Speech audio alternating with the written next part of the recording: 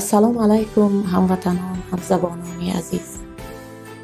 با یک جهان صمیمیت و احترام شمای عزیز را با فرارسی سال نو میلادی 2022 از صدق دل تبریک نموده به شما تن صحتی، زندگی سرشار از مهر و محبت، فرحمندی و شرفمندی و طالع بلند را تمنا دارم. بگذار سال نو در خاندان هر یکی شما فیض و برکت آورده و آرزوهای نیکتان رساند. قلبتان را از مظفریت ها شرفیاب و سرشار شادی و نشاط گرداند.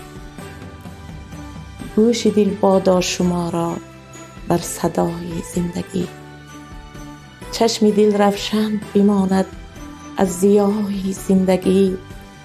بر شما با این تمنا سال نو تبریک باد، سال نو نیکوترین سال به هر تاجیک باد. سال نوتان مبارک هموطنان عزیز.